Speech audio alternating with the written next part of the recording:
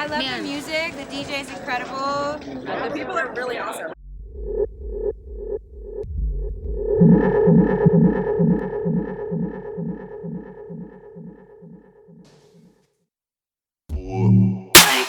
Headshot. Sit down. And do it. Pass out. Wake up. Hate it.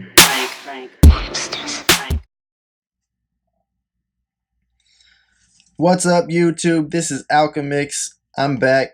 We're gonna do a review video on one of my favorite pieces of gear I've ever owned, the Maschine MKiii. Over the last year, this has become something so dear to me. I watched a video by a YouTuber called Accurate Beats, and I just saw the process of sampling something off of a vinyl into your software, chopping it up, reproducing it, and I knew instantly I needed to get me one of these. I got it a little while later, and it's nice and solid. It feels really heavy. It's got really smooth buttons and knobs. This is a 4-way decoder, so you can up and down this biatch. It also pops, it twists, it does all sorts of cool stuff. And it definitely became apparent quickly that there was going to be a little more learning curve than I expected around this thing. It's not easy for a guy like me who came from a performance DJ background to get into production, because there's a lot more steps into laying the tracks on top of each other and lining everything up, and it allows you to do cool things you can't necessarily do on the fly, but it can feel awkward and it can feel difficult if you're used to just loading a track, pressing play, and then mixing it that fast real time. So one of the first things that really struck me is the velocity sensitivity on these pads. They're way better than anything I have on my DJ equipment. The DJ pads aren't bad, but it's just much more articulate. And I've heard that the pads on like an MPC Live can even be much more articulate, which is hard for me to comprehend since these are the best I've messed with so far. So if you've seen videos where they're only showing this surface, this control surface, and they never go off, don't get the impression that this is standalone. This is definitely, it needs to be linked to a computer. It's still a MIDI link. It's a controller. And because of that, in all honesty, like everything I have that's MIDI, it doesn't always plug and play like it's supposed to.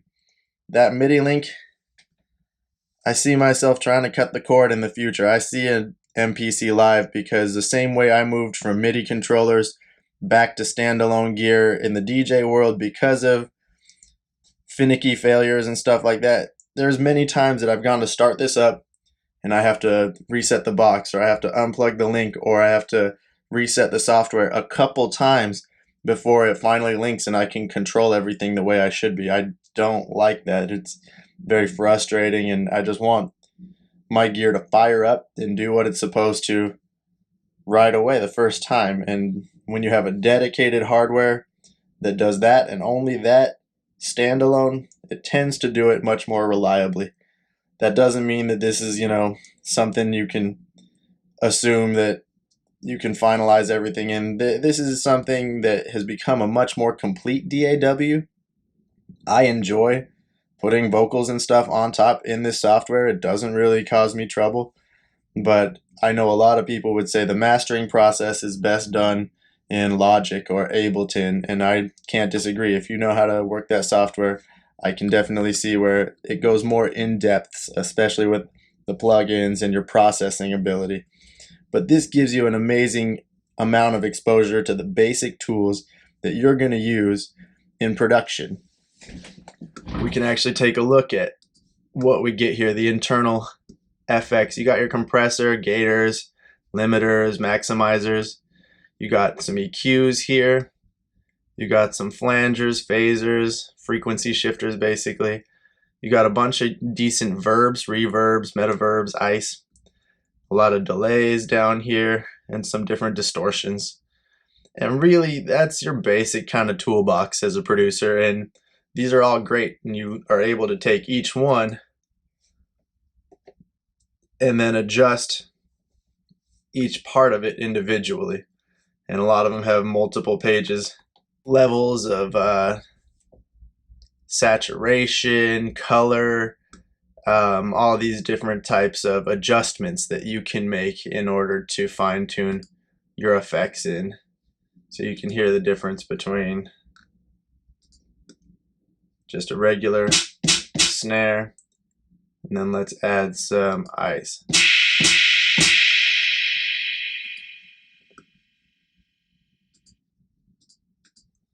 So it's a great way to familiarize yourself with the kind of FX and processing that you'll do in production. The main purpose I see a lot of people using this for is more for lo-fi, hip-hop, but honestly, I enjoy making all sorts of different types of music on this thing. It's helping me to get outside of my comfort genres. I try and always learn something new. Basically, you're going to pick a bank. You're going to load either a kit, which already has sounds preset on it, or you can go ahead and bring in your own sounds. I'll show you how to do that really quickly. We're going to go into sampling. This is important. It says length 1 bar. Always turn that to free, because it just makes it harder, in my opinion, in order to get what you want. You can chop it down to what you want later. And trying to work within its weird little 1 bar parameters and stuff, it's a pain in the butt. You don't have to set the BPMs to match off the bat, but that's something that I like to do. I like to use a free app on my phone called Metronome, and I like to figure out what the BPM is of the sample I'm taking first, decide if I want to go up or down with it, and set all of that to match before I get started.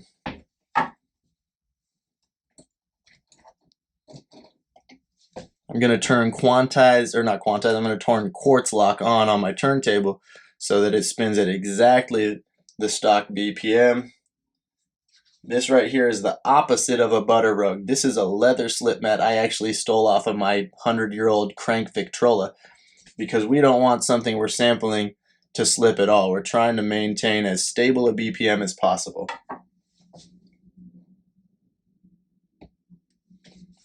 I'm going to skip to my instrumental here.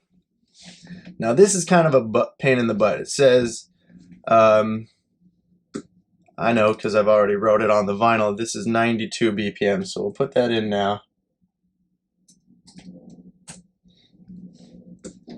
It says start your recording, so you can hit start. Now it always says waiting for next bar, so I like to hit record. I like to wait till I see it's recording, and then let your sample hit.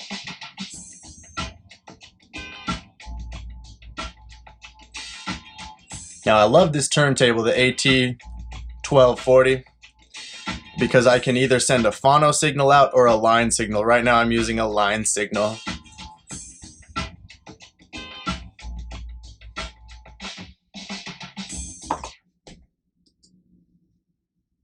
So now we have ourselves a sample already in here. And that's great, but we're going to want to play with it quite a bit before we really want to assign it to the pads here. So we're still in sampling, we're going to go over here to edit. I like to first of all normalize it, brings up the volume a whole lot. Then we're going to go back and we're going to truncate this bad boy. Basically we're going to cut it down to what we want and only what we want. So we're able to zoom in on the wave file, and that is a good place to start right there.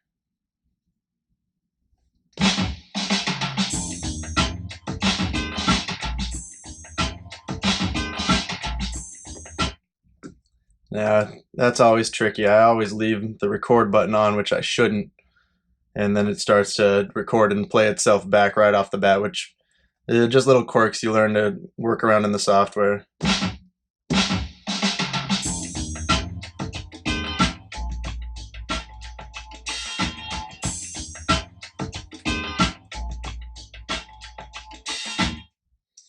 So I'm going to zoom back out. We're going to chop the tail off the end. When we hit apply, we have just truncated our sample down to what we want and only what we want. Actually, I think I want to cut a little bit more off the end too.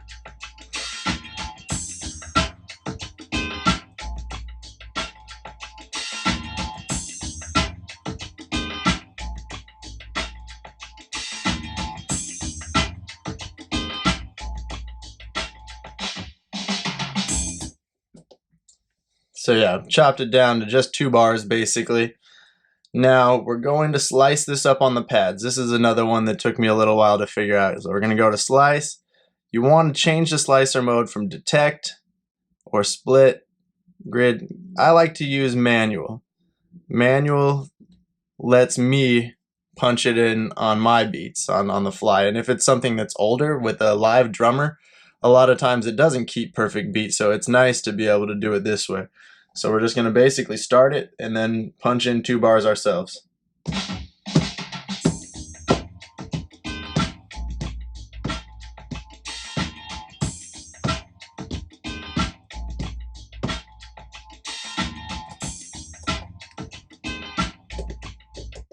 So I applied that once I filled up my page here, and now we have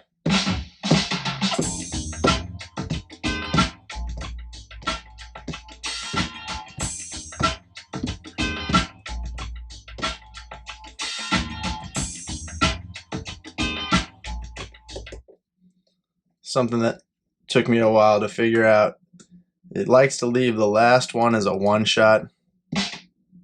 So you can change that to 80 AHD or ADSR, and then it's only going to play the pad when you're holding your finger on it, which is a little bit easier for me.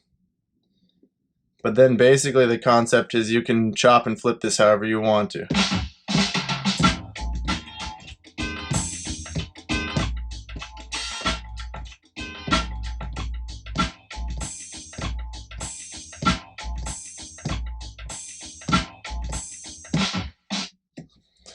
And that's the secret to flipping a beat, flipping a sample. You basically just take it and then discover the patterns within it that you can recreate it as. And it's a ton of fun. You can pitch it up, you can pitch it down, you can adjust the speed, you can do whatever you want to. But essentially, now you're going to come back here, you're going to create a grid. I usually like to have at least 2 bars per pattern. We'll turn the metronome on.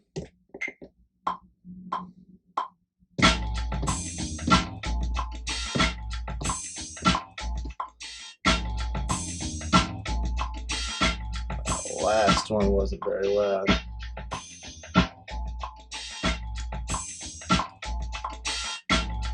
If you're not on beat, you can always go and kind of drag it and drop it. I don't mind a little bit of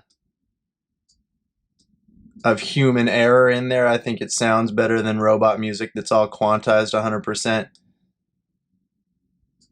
But we can pull it back a little bit. We can also chop it down if it's too long. You can use the slider here so that you can see everything on one page.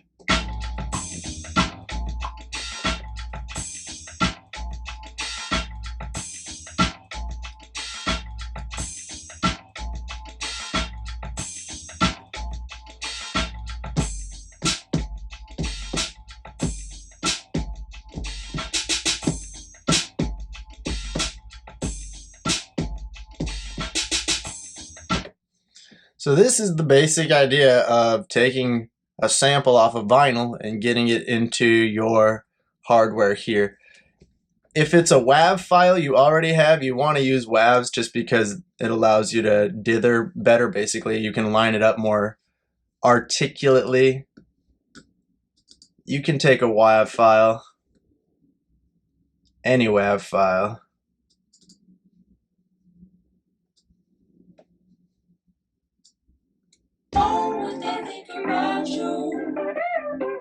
and you can just drag and drop it right into one of your banks. I like to give everything its own bank, and then you can basically you can copy it and paste it again in a different button here, and then you can chop it up differently how you want to.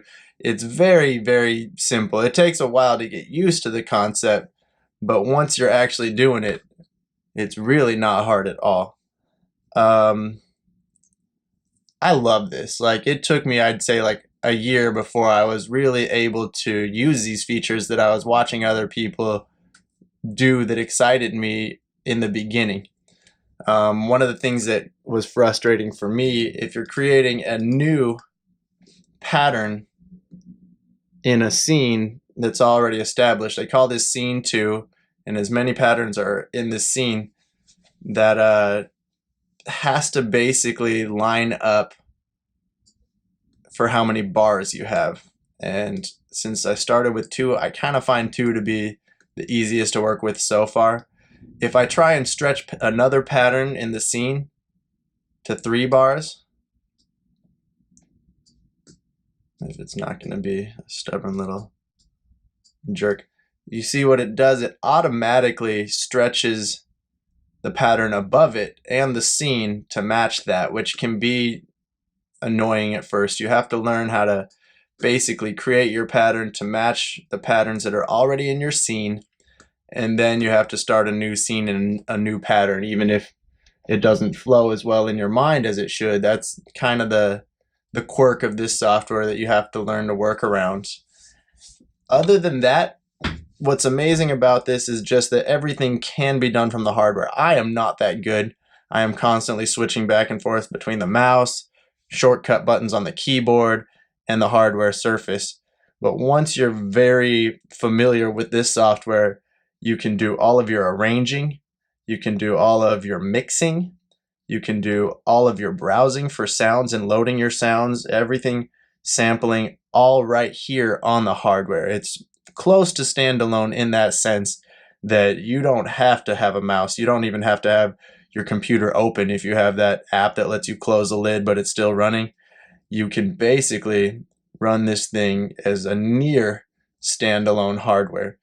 And yeah, once you're good with that, it's a quicker workflow. I completely understand the appeal of that. This is an incredible piece of hardware.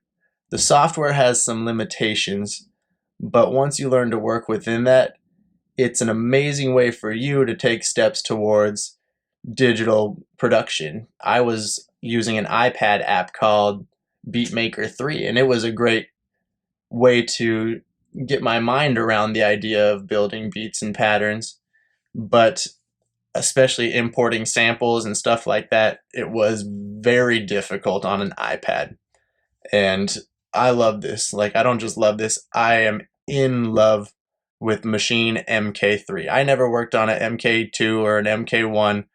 I'm glad that I came into this at the point that they had really gotten these big high-res screens, and Maschine 2.0, it's something that I am so happy to be using. I don't see myself wanting to move on to Logic anytime soon, but I will probably get Logic eventually so that I can take this, if I export stems or a track, I can then take it into Logic and do some more final mastering, which a lot of people say this is not necessarily the best for the final stages of mastering a track. I tried Fruit Loops and it just was way too in-depth for me too early in my musical career. So I'm very grateful that I got this. The other amazing benefit of Maschine, it comes with one of the most complete audio libraries you can get. For $600 for this box, I would say it's almost worth it alone for the amount of sounds, samples, instruments, all these things that you get. A lot of people run Maschine slave inside of Ableton because the library is simply incredible. That being said, you should never rely solely on your stock library, and you should never assume that like the stock sounds are the right sounds for you to produce with. You should constantly be tweaking them. You should learn to come in here, and there are pages and pages of different adjustments you can make in order to take any sound that you have and make it exactly what you want. And there are plugins you can get outside of the stock plugins to do even more awesome effects and stuff like that. So never just take your stock music and just sequence it 100% quantized on beat and then wonder why you're having very robotic music that people don't personally want to listen to. You want to be able to produce music as close to a human playing an instrument as you can. And I think that this hardware and this software is some of the best to let you do that. It's something I'm very, very fond of. I mentioned a YouTuber in the beginning, Accurate Beats. He's an amazing guy and recently received some terrible news that he has a brain tumor, and they're telling him he's probably going to lose hearing in one of his ears. And he doesn't want any sort of like support or anything like that. But I'm going to ask on his behalf, if you're a person of faith, please petition your higher power to allow him to make a quick and full recovery and be able to get back to the things that he's passionate about as soon as possible. I love you guys, and I love all the people that have helped me get on my way to getting an outlet for this kind of stuff that I've been making beats on, my leg or at school on the desk since I was a kid, and finally I found a way that I can express those things instead of just letting them bounce around in my head. Huge inspiration to me. You want to see somebody who really knows this software and kicks ass with it. Sarah the Instrumentalist. She is a badass, and her YouTube videos have helped me to learn more about Maschine and the workflow and the tricks and tips than just about anybody, just by watching her do it. She doesn't necessarily do a whole lot of how-to videos, but you just watch her as she's working, and that's one of the best ways you can get into it yourself and play with it. I love you guys. You're my favorite people in the world. My YouTube community, really, they help me stay humble, and they help me try and be better each and every day. So I appreciate you guys for that. I hope that this helps for anybody looking into this software, hardware.